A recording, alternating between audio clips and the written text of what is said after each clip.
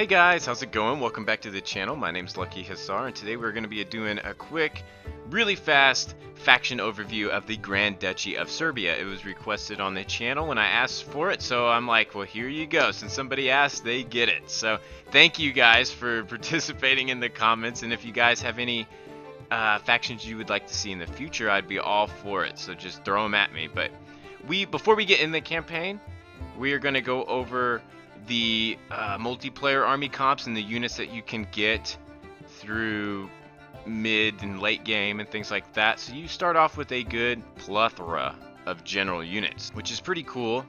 I mean, they have like the coolest armor and stuff. And then for shock infantry, you only get one unit, and that's a tier 1 unit, so it's not very good, but that's the only one you get. And then for spears, you obviously get quite a bit of spears. You get 2 tier 1s.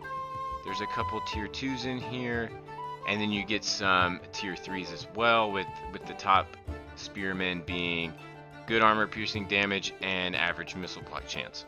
And then for pole arms, you get some Italian mercenaries, which is a tier 3, and then some halberdiers, so you don't get pole arms until you get that technology and upgrade it. And then for the sword and board units, you get a tier 1, tier 2, and tier 3, so you'll get gradually gain units throughout the game. And then there's a lot of bowmen. Crossbowmen doesn't start till tier 2, and jabs and handgunners. So handgunners aren't going to open up till tier 2 either. So for cav, you get a lot of cav. So melee cav, there's a bunch of like Croatian cavalry. They have the coolest helmets. I like that. And then shock infantry, you even have some Kuman Yigits. I think that's how you pronounce it. If you don't pronounce the J, J-I-G-I-T-S, I don't know. But they are very fast, and they're high health, but they have little armor, and they are tier 1. So that's really what happens. And the highest one being the Vlatsia, and that is excellent armor, good missile block chance, and high health, so that's awesome. And then you get a lot of Kuman light horse archers as well you can choose from. So that's pretty cool. You can also choose light, some cav archers, and that could come in handy if you decide, or if the Kumans decide to attack you, since you are pretty close to Kuman Kipchak Confederation. So we'll get started off with the campaign here. And if I can find it, there we go. There's our hero, and we're good to go. So here we are, guys. We have the Grand Duchy of Serbia and the Kingdom of Serbia. And you only have 2 cities starting off with. And looking right off the bat, if you guys want to go over the armies here real fast, we have our king, our general, and then we have 2 spearmen, and these are actually the good spearmen. They're not just the militia spearmen, so they have good AP damage. So if you guys need AP, you know, a spearman is a way to go. And then some archers, excellent rate of fire archers, and then javelins, and some Bastanik Lancers. I think that's how you pronounce it. They are medium melee cav. So it's not a very big army.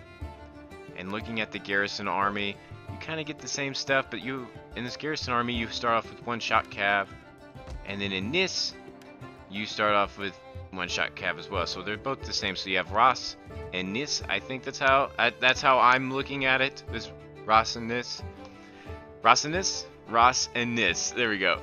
Okay. Yeah. Looking at the cities, so in Nis, you have just a level 1. A fortified town, and then you got a wheat field, and then you have in Ras a fortified town, an Orthodox church, and wheat field as well. So looking at the public order, it starts off -9 in Ras, and that's probably due to your neighbors. And in this, it's going to start off +5 in public order, so that's pretty good. I mean, it's not bad. Some countries you start off with, it's like -20 right off the bat. Alright guys, so if you take a look at the technology, you only start off with 3 military ones. So you have deposits place, or palace, I mean, advanced castle architecture, and then you got tail mounted rudder, which is a military port, and then a windmill, which is like your farms and things like that. You have Orthodox church, you have your bureaucratic education, so you can learn different types of trade and things like that. You got your Byzantine church architecture. Gosh, I can't talk. And then your trade rights, which wealth 5% from maritime commerce. Objectives, we don't have any yet. I don't think they put that in the game, or we just haven't received any objectives yet. And then our taxes, if we look at our money, our taxes are 666. Ooh, that's not good. Our population, immigration populations is plus 14, so that's not bad either. We are growing. Our trade is plus 253. Other sources of income is 3,000. Army upkeep is minus 2,500 right from the start, and maintenance is 600, which means we are out of pocket 3,190 bucks, and we only get an income of 743, and that's leaving our lowest public order is in the province of Dalmatia, and that's -9. So not too bad. And then our family tree here, we have Stefan, who is our king. He is 47 years old and he is not married.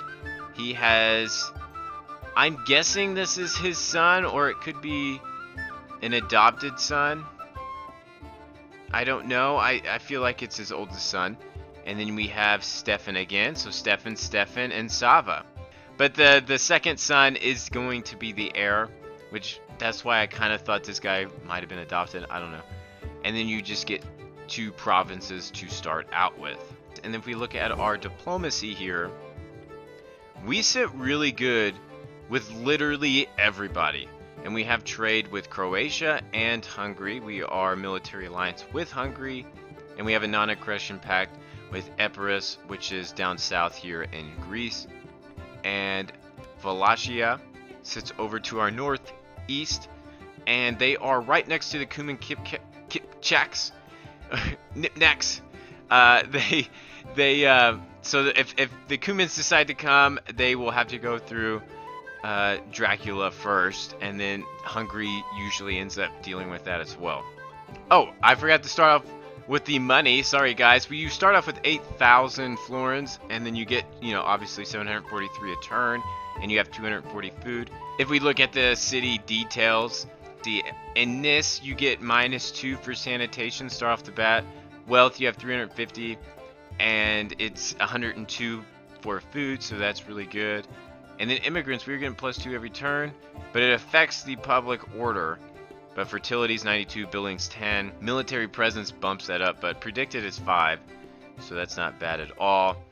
But yeah, another interesting thing with Serbia is they can have a port, so they can get trade and be able to trade with multiple countries other than just like what we see 5 countries around it, excuse me. So you'll be able to get more trade, which will also help Serbia. It helps that everybody likes you around you, and you could probably get one big old military alliance. I know Bulgaria ends up fighting east, most likely. They end up fighting the Latin Empire. So that is important if you are Serbia, because you don't have to watch out for them.